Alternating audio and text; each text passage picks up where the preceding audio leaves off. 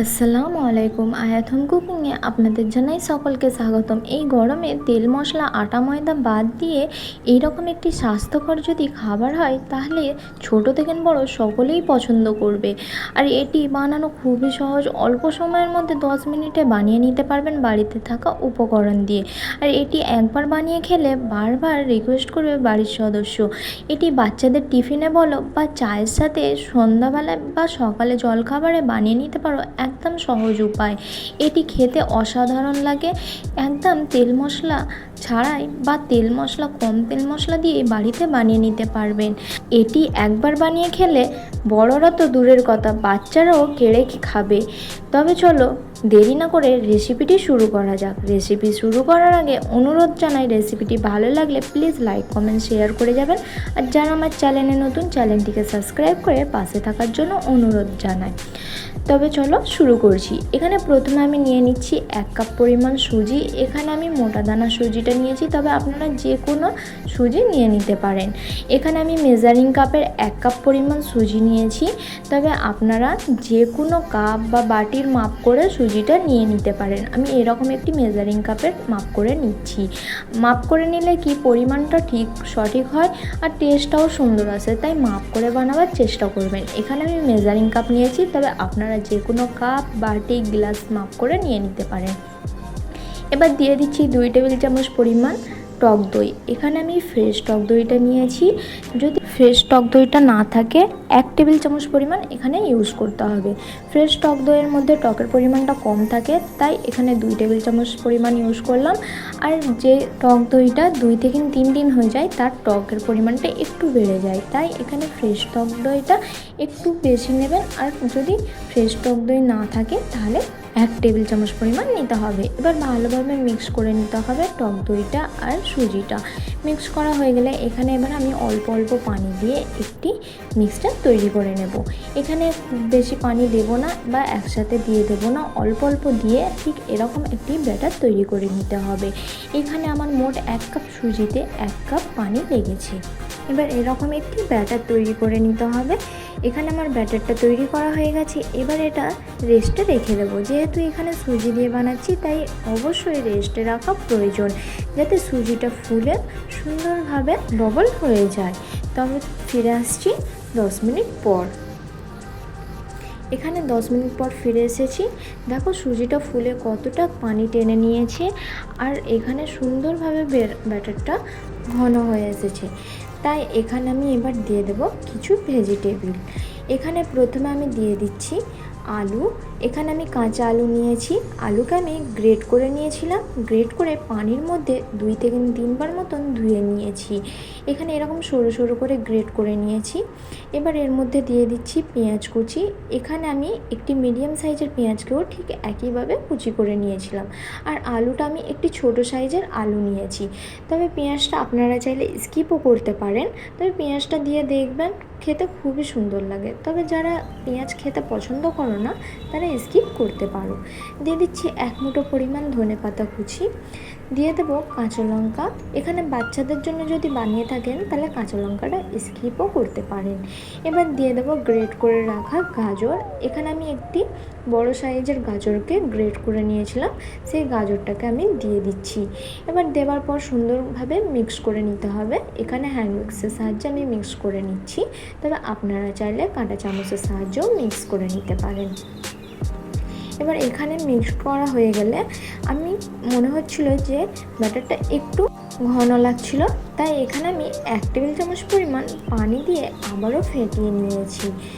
তারপর এখানে দিয়ে দিয়েছি কিছু মশলা, বাড়িতে থাকা মশলাই আমি এখানে ব্যবহার করছি।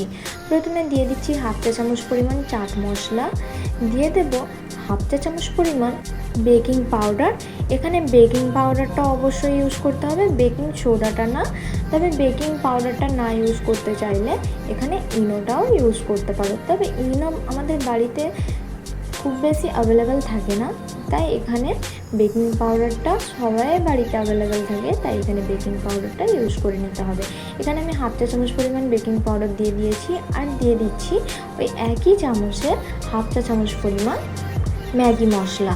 এবার ম্যাগি মশলাটা দিয়ে সুন্দরভাবে এখানে মিক্স করে নিতে হবে, যাতে কোনো রকম লাম্পস না থাকে আর মশলাটা সুন্দরভাবে সুজির মধ্যে মিক্স হয়ে যায়। এখানে ভালোভাবে মিক্স করে নিতে হবে। এবার আমি দেখিয়ে দেবো মিক্স করার পর কতটা ঘনত্ব থাকে ব্যাটারটা। দেখে নিশ্চয়ই বুঝতেই পারছেন যে কতটা ঘন হয়েছে। এবার এটা আমি সাইডে রেখে দেবো। অন্যদিকে একটি হাতার মধ্যে আমি 1 টেবিল চামচ পরিমাণ সরিষার তেল গরম করে নিয়েছিলাম। ভালো করে ফুটন্তভাবে গরম করে নিতে হবে এখানে। এবার এর মধ্যে দিয়ে দিচ্ছি 1/2 চা চামচ পরিমাণ কালো সর্ষে, আর দিয়ে দেবো 1/4 চা চামচ পরিমাণ গোটা জিরে, আর দিয়ে দিচ্ছি কয়েকটা কড়ি পাতা। এখানে আমি আগে থেকে কড়ি পাতাটাকে ভালোভাবে শুকিয়ে রেখে দিই, তাই এখানে শুকনো কড়ি পাতাটা ইউজ করছি। তবে আপনারা টাটকা কড়ি পাতাটাও ইউজ করতে পারেন, আবার চাইলে কড়ি পাতাটা স্কিপও করতে পারেন। তবে কড়ি পাতার ফ্লেভারটা খুবই ভালো লাগে, তাই এখানে কড়ি পাতাটা ইউজ করলাম। এবার সুন্দরভাবে ফোড়ন দিয়ে দেব এই সুজির মধ্যে বা সুজির ব্যাটারের মধ্যে। এবার দেওয়ার পরে আবারও মিক্স করে নিচ্ছি, যাতে ফোড়নটা সুজির মধ্যে ভালোভাবে মিক্স হয়ে যায় আর ফ্লেভারটা দারুণ এসে যায়। এবার এটা মিক্স করা হয়ে গেছে। এবার চলে যাচ্ছি রান্নার প্রসেসে।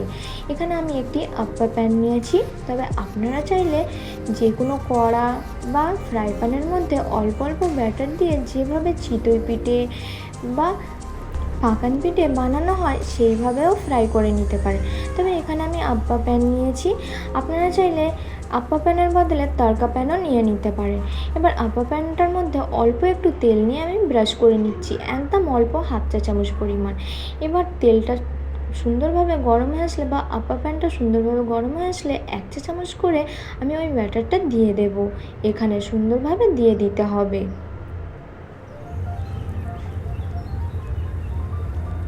এখানে আপনারা চাইলে আরও অন্যান্য ভেজিটেবল অ্যাড করতে পারেন। বাচ্চারা ভেজিটেবল খেতে পছন্দ করে না, তাই এইভাবে করে ভেজিটেবলটা মিক্স করে খাওয়াতে পারেন, খেতে অসাধারণ লাগে। এটা ততক্ষণ হতে থাক, আমি একটা কথা বলি আপনাদের। আপনারা তো আমার রেসিপি প্রত্যেকেই দেখেন, তবে কেউ লাইক সাবস্ক্রাইব করেন না। প্লিজ রেসিপিটি ভালো লাগলে লাইক সাবস্ক্রাইব করে যেও। আপনাদের কাছে হয়তো একটি লাইক সাবস্ক্রাইবের কোনো দাম নাই, কিন্তু আমাদের মতন মানুষদের একটি লাইক সাবস্ক্রাইবের অনেকটাই দাম, অনেকটাই কষ্ট পরিশ্রম করে ভিডিও বানায়। তাই একটি লাইক সাবস্ক্রাইবের জন্য একটি লাইক সাবস্ক্রাইব করে গেলে আপনাদের কোনো যায় আসবে না, কিন্তু আমাদের মতন মানুষদের একটি লাইক সাবস্ক্রাইব ভিডিও বানাবার জন্য আগ্রহ বাড়িয়ে দেয়। তাই অনুরোধ জানাই, প্লিজ লাইক সাবস্ক্রাইব করে যেও। এখানে আমি ব্যাটারটা দিয়ে দিয়েছি। এবার ঢাকা দিয়ে আমি 5 মিনিটের জন্য রেখে দেব। 5 মিনিট পর খুলে দেখিয়ে দিচ্ছি, দেখো নিচটা সুন্দরভাবে কালার চেঞ্জ হতে শুরু করে দিয়েছে। এবার মাঝখানেরটা যেহেতু তাপটা বেশি লাগছে, তাই মাঝখানেরগুলো আমি আগে পাল্টিয়ে নেব, নাহলে পুড়ে যাওয়ার সম্ভাবনা থাকবে। একটি ছোট চামচের সাহায্যে এইভাবে করে পাল্টে নিতে হবে। এখানে আমার আপ্পা প্যানটা যেহেতু নতুন, এই প্রথম ইউজ করছি, তাই একটু নিচেই লেগে যাচ্ছে। তবে এখানে দ্বিতীয়বার যখন বানিয়েছিলাম তখন লেগে যায়নি। এভাবে একটু আলতো হাতে তুলে নিলেই সুন্দরভাবে ছেড়ে আসে, কিন্তু এই আপ্পা প্যানটা যেহেতু নতুন, একটু ছাড়াতে খুবই অসুবিধা হচ্ছিল। এভাবে করে আবারও আমি পাল্টিয়ে অন্য দিকটা আবারও ঢাকা দিয়ে 5 মিনিটের জন্য ফ্রাই করে নেব।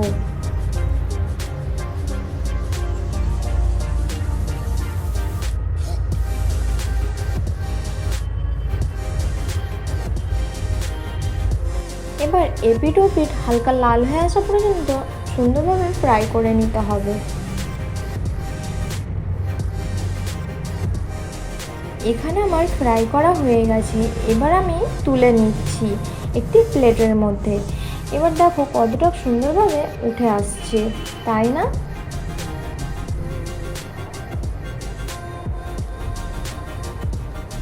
এখানে এবার সবগুলো তুলে নিচ্ছি। আবারও সেম প্রসেসটি ফলো করে বাকি যে ব্যাটারটা রয়েছে সেই ব্যাটারগুলো দিয়ে আমি বানিয়ে নেব।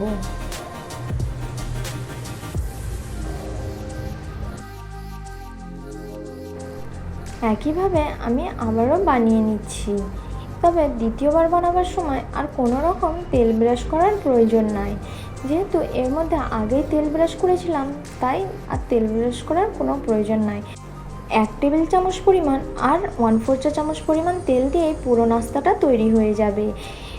প্রথমে ফোড়নে দিয়েছিলাম 1 টেবিল চামচ পরিমাণ, আর এখানে তেল ব্রাশ করার সময় দিয়েছিলাম 1/4 চা চামচ পরিমাণ। ওই তেল দিয়েই পুরো রেসিপিটি তৈরি হয়ে যাবে কম তেল মশলায়। এবার দেখো কতটা স্পঞ্জি আর নরম তুলতুলে হয়েছে, দেখতে কতটা লোভনীয় লাগছে তাই না? খেতে কিন্তু অসাধারণ হয়েছিল। রেসিপিটি কেমন লাগলো জানাতে ভুলবেন না। ভালো লাগলে লাইক কমেন্ট শেয়ার করে যাবেন, আর যারা আমার চ্যানেলে নতুন চ্যানেলটিকে সাবস্ক্রাইব করে পাশে থাকার জন্য অনুরোধ জানাই। আল্লাহ হাফেজ, আবার দেখা হচ্ছে নেক্সট রেসিপিতে।